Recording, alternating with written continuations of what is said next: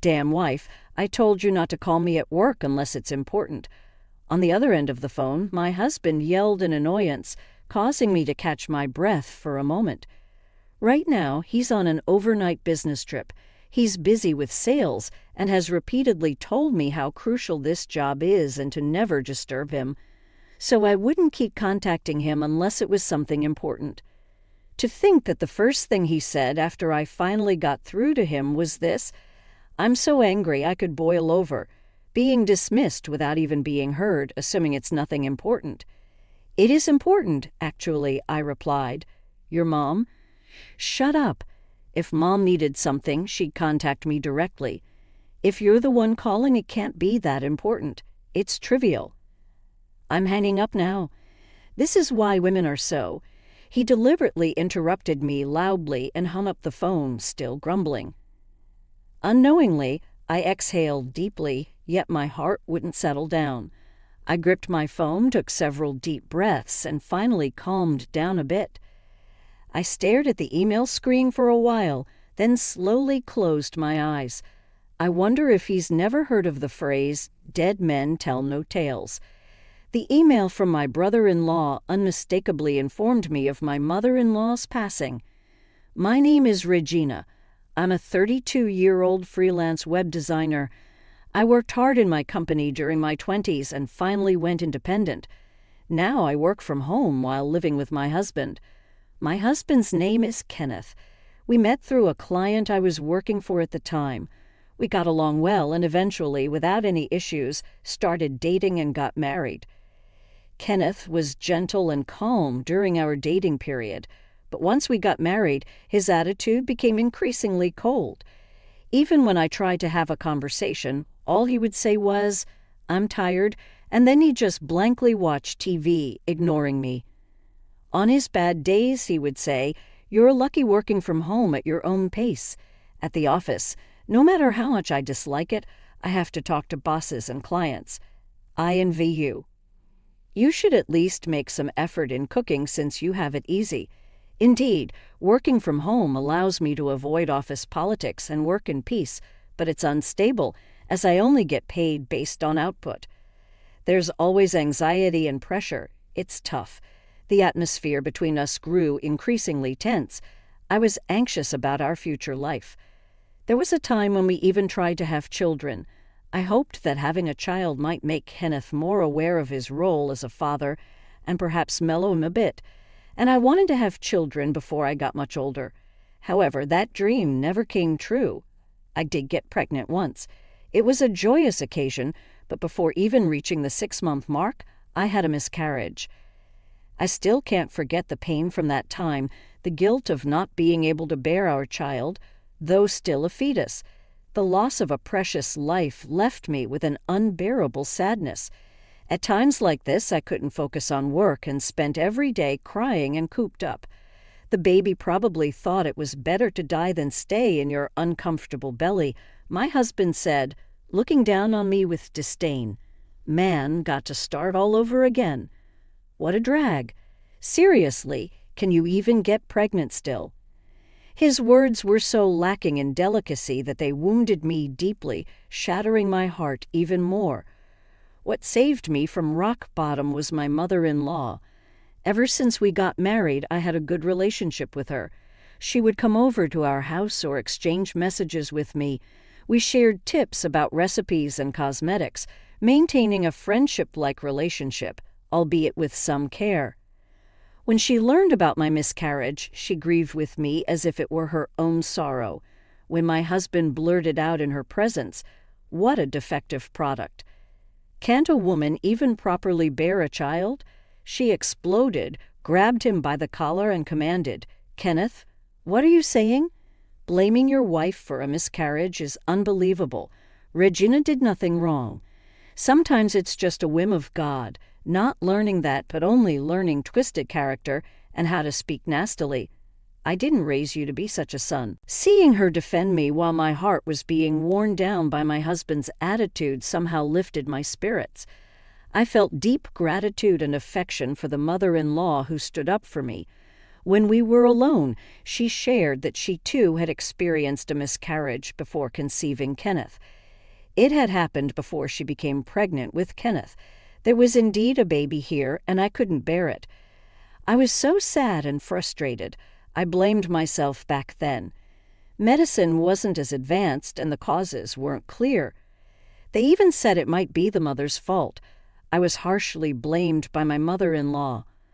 I really wanted to tell you it's not your fault, while holding my hands. Her words pained me, and my heart felt tightly squeezed. I thought about ending it with the baby. I couldn't bear many times.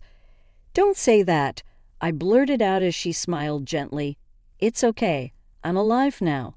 And after that, I even had 2 more children after Kenneth, so it'll be fine. You'll surely be able to bear your next child. But I know it's hard right now. You can vent to me. We can just chat to distract you. His dad's been gone for a few years, and I have all the time in the world, so call me anytime." Tears welled up in my eyes at her warm, loving words. Before I knew it, I was clinging to my mother-in-law, tears streaming down my face. Since then, my relationship with my mother-in-law deepened, perhaps stronger than even real family. However, my husband remained cold as ever. Even as I recovered and resumed my normal work and household tasks, his indifferent attitude persisted. There were no more abusive words, but no pleasant conversations either.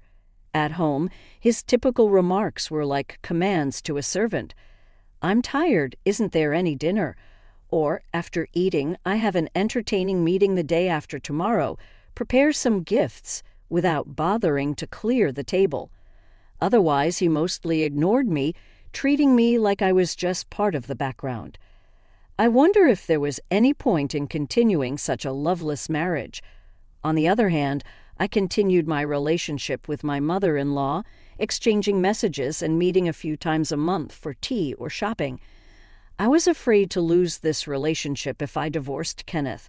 Moreover, the money Kenneth brought home was diminishing despite supposedly earning well in sales. He only provided the bare minimum for living expenses.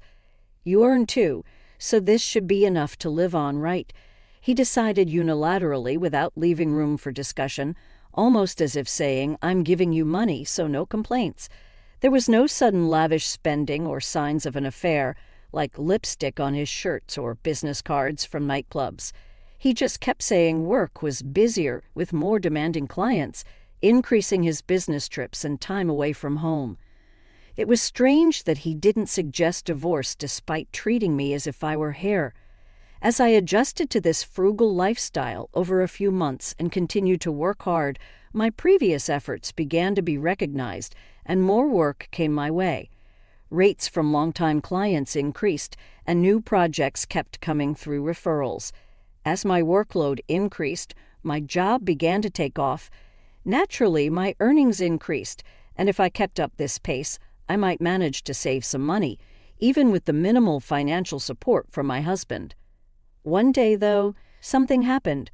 "What? Another business trip? You just went last week." I was surprised when my husband, who had just been on a trip a few days ago, said he was leaving again for 3 days and 2 nights. It seemed excessively frequent. While business trips are common in sales, I hadn't heard anything about him changing departments since we got married. Such a sudden significant change in his environment seemed unnatural. That's what I've been telling you. I have these annoying clients who summon me to the countryside. Unlike you who just clicks around online, I earn my keep on my feet. He snapped at me, then threw an empty suitcase in front of me, signaling me to get ready. Why do I have to endure this? These thoughts crushed my heart as I silently looked down at the suitcase. Without showing any interest in me, my husband carelessly finished his dinner and shower and went to sleep. Even as I approached the bed, he snored loudly, showing no sign of waking. His phone was right in front of me. I could easily peek inside if I used his finger for the fingerprint authentication. But if I found definitive proof, it would certainly lead to divorce. I would have to explain it to my mother-in-law. If I divorced, I doubted we could continue our relationship as before. But maybe if I confided in her, she might scold him, saying it's my son's fault, and we could continue our relationship, not as mother-in-law and daughter-in-law, but just as friends. As I was about to use his finger to unlock his phone, the screen suddenly lit up. A message notification appeared, clearly from a woman, displaying her name. Looking forward to the weekend. Last week I went shopping, so this time let's relax in the hotel and get cozy. Strangely, I felt no anger. Rather, I was almost happy that I had evidence to get a divorce from my husband. Seeing my chance as he slept deeply from drinking, I unlocked his phone and launched the messaging app. I quickly took a screenshot with my phone and scrolled slowly. I recorded a video of all their messages since the start of their affair. There were photos shot on the bed, and I struggled to steady my trembling hands. Then I verified whether his overnight stays were for business or to meet this woman. It turned out not all were lies. Occasionally, he really was on business trips. Gathering evidence was eerily easy, as if he had no intention of hiding his affair, which made my head spin. Even the next morning, he seemed to notice nothing unusual. He sat down for breakfast as usual, complained about the seasoning, belittled my work, and grumbled about how hard his life was. As I watched his back while he left through the front door, my heart remained strangely calm. I wondered if I should look for a lawyer. Perhaps because I said nothing, my husband seemed in a slightly better mood that weekend. He unusually left with just, "I'll be back," heading out on what was supposed to be a business trip, but was actually an affair getaway.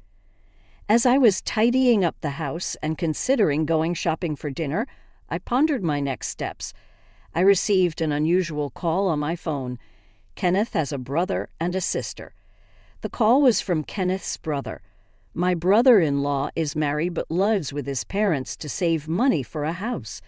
"Hello." When I answered the phone, I heard his voice sounding more subdued than when we last met. "Regina, I'm sorry to call out of the blue, but my mother suddenly passed away." "What?" "No, it must be some mistake." I cried out almost like a scream. Images of my mother-in-law, with whom I had spent so much time, flashed through my mind. Her smiling face when we had coffee together, her serious expression when she was giving me advice, and her warm expression when she supported me during my miscarriage. The sudden news of her passing felt like a stab in the heart. It's true. She collapsed suddenly this morning, and we called an ambulance, but she was gone. "I'm sorry, is Kenneth there?" I can't seem to reach him. I hesitated for a moment. I was tempted to spill everything to my brother-in-law right then, but it wasn't the right time. Now was not the moment to tell him. "I'm sorry he's not here. He's on a business trip," I said. "I think it's tough for you, too. Shall I handle it?" "Okay, could you please do that?" "Honestly, I'm overwhelmed with everything that needs to be done." After offering my condolences again and telling him I'd help if needed, I ended the call. Then I immediately tried to contact Kenneth. My heart ached with the pain of losing the mother-in-law I was close to, and I fretted over my husband not answering the phone. After ringing more than 10 times, Kenneth finally picked up, sounding clearly annoyed. "Hello, I'm glad you finally answered," I began. But before I could speak further, Kenneth cut me off. "Huh. What about Mom? Didn't I tell you I'm on a business trip? Don't call me with trivial stuff," he snapped. I was momentarily breathless. He was irritated to be called by his wife during his affair trip. Knowing this only fueled my anger. "Come home right now. This morning your mom." His anger flared as I insisted on speaking, and he yelled, cutting me off. If it was really important, Mom would have contacted me directly. If not, it's nothing serious. "I'm at work. Don't call me," he shut in. With that, Kenneth ranted in a harsh tone and hung up unilaterally. I stood shocked and trembling, holding my phone, confused. He wouldn't even listen. It was about his mother. I tried calling several more times, but either the phone was off or out of service. I felt hopeless. I took a deep breath. "If you really don't want to talk to me that much, then I'll just stop calling," I murmured. It was his own words, after all. He shouldn't have any complaints about it later. Then I left a note on the dining room table that simply read, "I'm going to your parents' house," quickly packed my bags, and left the house. By the time I arrived at my in-laws, it was already evening. In the midst of the chaos, Kenneth's brother and sister greeted me. On the living room table, there was a to-do list left for the family, with papers scattered everywhere. "I'm sorry there's still so much to do. I haven't managed to get everything organized," I confessed. "No, I'm sorry for coming alone at such a time," I apologized. "It's okay, but what about Kenneth? Is he coming later?" They seemed to expect us both, but my brother-in-law looked puzzled seeing me alone. My sister-in-law also seemed surprised, peering outside to see if Kenneth's car was there, which made me feel guilty. I steeled myself and relayed the conversation I had with Kenneth a few hours earlier. After a painfully long silence, my sister-in-law was the first to speak. "I can't believe it. He really said that. What is he thinking?" She seemed to be trying to control her anger, her fists trembling, and her face flushed red. "That jerk. Damn, should I try to contact him right now?" My brother-in-law muttered in a dangerously low voice, looking closely at the memo he was fiddling with. I noticed it listed the funeral home's name and the number of people to call. Next to the word Chief Mourner was Kenneth's name. There, noticing my gaze, my brother-in-law quickly dropped the memo. The funeral home thought Kenneth would be the main organizer. "I'll call them now, right? We need to update them as soon as we know," he declared, immediately contacting the funeral home. I stayed the night there. The next morning, my brother-in-law was busy with paperwork like the death certificate. I reckon relatives who had not been reached the previous day, informing them of my mother-in-law's death. I focused all my energy on preparing for the wake. Despite the sudden notice, many people came to see my mother-in-law. At the wake, every time I had to explain that Kenneth was on an important business trip and couldn't get away, some people were astonished, others angry, and some even tried to contact him on the spot. However, either his phone was off or he was not responding to any calls. After an exhausting night, I collapsed into sleep. The funeral began the next day, and I managed to see my mother-in-law off. But during the final farewell, I couldn't hold back my tears as I remembered her gentle face. I cried openly, hugging my sister-in-law, mourning the loss together. A mother-in-law like this, who is so loved by her daughter-in-law, is rare. "I'm sure Mom was happy to have gotten along with you, Regina," my brother-in-law consoled me. The three of us returned to my in-laws' house, shared memories of my mother-in-law, and shed tears together. There was still no contact from Kenneth in the following days. We managed the funeral expenses and entertained friends of my mother-in-law who visited the house, living through hectic days. Before I knew it, 3 days had passed. Suddenly, the front door of the in-laws' house was violently flung open. The heavy footsteps stomped in, and it was Kenneth who burst into the living room. "As long as you're squatting in someone else's house, shut in. You left everything at home, and just what have you been doing?" Kenneth started yelling the moment he saw me, but then he noticed his brother and sister with raised eyebrows. He seemed to calm down momentarily, looking around the tidy and chair-filled living room, his head tilting in confusion. "What's this? Guests? And where's Mom? I'm thirsty." At his words, my sister-in-law quietly stood up. But quicker than her, his brother rushed up to Kenneth and punched him right in the face. Kenneth screamed as he fell backwards with a loud thud. Mounting him, his brother grabbed Kenneth by the shirt. "Mom's dead. The wake and funeral are already over, and you have the nerve to show up now." The usually quiet and polite brother-in-law spat out his words with fury. As Kenneth seemingly forgets the pain on his cheek, he looked utterly foolish. Gradually, as the meaning of the words sank in, Kenneth's face turned as red with anger as his brother's, and he shouted back, "I didn't hear anything about this. Why didn't anyone tell me something this important?" "We did. I did and Regina did. Even relatives called you? Crazy. Kenneth choked up, looking away, unable to respond. I don't know when Kenneth had turned his phone back on, but combined, the calls from everyone about my mother-in-law's death must have easily surpassed 50. Pretending he hadn't seen them was hardly an option now. Yet still unwilling to admit his fault, Kenneth glared at me. It's your fault for not getting to the point sooner. If you had told me clearly about Mom, I would have come right back. It's you who didn't even want to listen, right? My sister-in-law's cold voice cut through Kenneth's shouts. Unlike my still trembling brother-in-law, she looked at Kenneth with undisguised contempt. You guys think she would lie about this? That's impossible because I recorded our call that time. Do you want to hear it too? As I showed my phone to him, Kenneth's eyes widened. Indeed, I had set my phone to automatically record all calls. Unlike my online consultations where incoming calls often involved minor amendments and additions that could easily lead to disputes later, this feature useful for tracking assertive salespeople and their affiliations was something I cherished. Naturally, the conversations with Kenneth were also recorded, and I had already let my brother-in-law and sister-in-law listen to these recordings. As my sister-in-law glared at Kenneth with wide eyes, she added, "Kenneth, you're lying. I heard at the company there's no business trip. It seems like you've been continuously on leave." "What, you checked up on me at the company?" Yes, she worked at the same company and, harboring suspicions, had inquired about his department. "Well, of course, I was worried.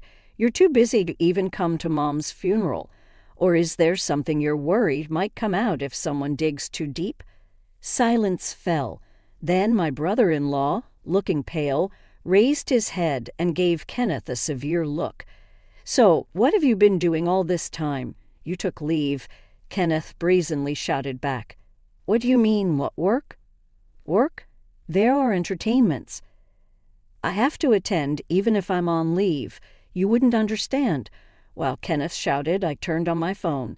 It contained evidence of his affair I had collected earlier. "It was a trip with your mistress, wasn't it?" I said this as I showed the phone to Kenneth's brother and sister. "What are you talking about? Stop making things up." Ignoring his flustered shouts, I showed them the images of messages exchanged between him and his girlfriend and receipts from a brand shop for gifts he had likely bought her. There were also photos of them arm in arm. Anyone could understand the situation from these images. I could even show the messages they had exchanged right before this trip. "What is this? I can't believe it. You neglected Mom for a trip with this woman? And these messages are so cheesy. It's disgusting." His sister immediately expressed her disgust. His brother, unable to fully grasp the situation, turned a pale face towards Kenneth. "It's not just about the trip, but this is a betrayal to Regina, and spending so much on gifts for her really hits the family finances hard.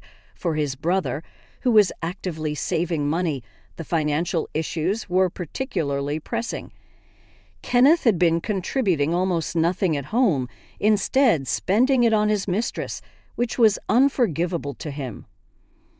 "Wait a minute. What are you looking at?" In a rage, Kenneth snatched the phone from us. After looking through it, he confronted me. "When did you get this? You snooped on my messages with her, huh?" After Kenneth's brother managed to restrain Kenneth from roughly grabbing my clothes, Kenneth, in a fit of irritation, violently threw my phone onto the floor. The loud crash painfully echoed in the tense room. "I didn't want to do this, but you are obviously suspicious. Constantly away on business trips and barely coming home, hardly putting any money into the house. All you ever have for me are words without a shred of compassion. I just knew something was up," I retorted fiercely as I picked up my phone. Then I happened to see messages from her. More evidence just came out easily from the bedroom. "You're terrible at hiding it." I was astounded being on the receiving end of the affair. At that, Kenneth lost it. "Shut up. Having a wife and a home, doing well at work and earning money, women just flock to you. In the world of men, that's also a mark of reputation. Or would you rather have a husband who can't get anywhere, huh? I looked down, not out of hurt, but because I couldn't help but laugh at his ridiculous justification. I managed to compose myself, took a deep breath, and delivered my final words to him. You only get to talk like that when you've actually taken care of your family. You have no right to speak of responsibility. Don't ever come back to our house again. Eventually, soon after, Kenneth was cut ties by both his brother and sister. Mishandling his marriage and indulging in an affair without remorse and showing no compassion towards his deceased mother was enough reason for them to sever ties. I cleared out all of Kenneth's belongings from our home and started enjoying my life alone. And of course, I took proper steps regarding the divorce by consulting with a lawyer. Turns out, the mistress was a woman from a company he did business with, and after his sister identified her from the evidence photos, it was quickly confirmed. Utterly disgusting. This woman is no better. We need to think about who we associate with, his sister said while sharing the mistress's information she found on social media with me. Once the divorce process started, my phone started blowing up with frantic messages from him. Come on, give me a break. After being kicked out by my own family, I had to rent a cheap place. But I can't live like this, Kenneth complained, showing no understanding of his own misdeeds, which left me dumbfounded. I immediately blocked his number. A few days later, he started showing up at my house directly. What are you doing here? I told you never to come back, I said, pushing him away. He smirked unpleasantly and replied, All right, I won't come in. But at least sort out the money thing. The alimony is too high, and I barely have enough to get by. I can't even afford a new suit. This is a big problem for a top salesman like me. Come on, can't you let it slide? He was shamelessly begging for money. You should get supported by the girlfriend you went on trips with. Biting his lip in frustration, Kenneth frowned. She dumped me. She got furious when she found out what happened, and it led to a breakup. Kenneth, once a money source for his girlfriend, had turned into a financial burden, and she dumped him. He had lavished her with expensive brands and luxury trips, and it turned out she was just with him for his money. A shallow woman indeed. Oh, really? But you're such an accomplished person at your company, unlike me, right? If that's the case, you should be able to take care of yourself. Goodbye then, I said, and slammed the door shut. I quickly contacted my lawyer, and soon a restraining order was issued against Kenneth. He had wasted the money he made on his mistress and frivolities, neglecting home responsibilities, and now living at a tiny price. He couldn't even manage basic household tasks. His disheveled appearance when he showed up was just a testament to his lack of life skills.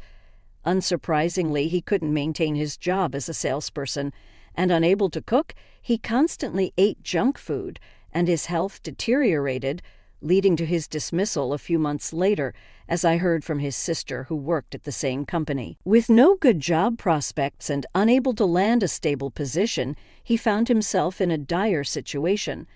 However, he needed to get my life back on track. A few months later, I heard from Kenneth's sister that she saw him working as a traffic control, looking unwell on a road he had passed during a business trip. After all this condescending and selfish behavior, it seems Kenneth ended up continuing with a job that allowed him no freedom. The mistress's parents were furious about her having an affair with a married man and indulging in luxuries. All the shopping and travel she had enjoyed are now forbidden, and under her parents' strict supervision, she has to go to work. She is forced to live a suffocating life, with no freedom in her job or personal life, carrying daily stress as she works. After that, I used my savings to move to a new condo quickly. The current condo also had memories of living with Kenneth, and just being there brought back unpleasant memories. I wanted to leave that place as soon as possible. My workload has continued to increase, and I have been able to build a good track record while gaining trust from several clients. I'm living a fulfilling single life, focused on my work. With a fresh start, I began a new life. A few months later, I started dating a man I met at a cafe in my new town. He works in corporate planning at a major company and has shown great interest and respect for my job as a web designer. I was attracted to his calm, logical, and composed nature. I'm sure he would never blatantly cheat or brazenly betray his family. Years later, I married him, and we were also blessed with children. This time, no complications arose, and the baby in my belly is growing healthily. My new husband has been very caring during my pregnancy, which has greatly helped. Now we are both eagerly awaiting the birth of our child as we continue working and preparing. A kind husband and another family member who will soon be born, a peaceful and loving home awaits me.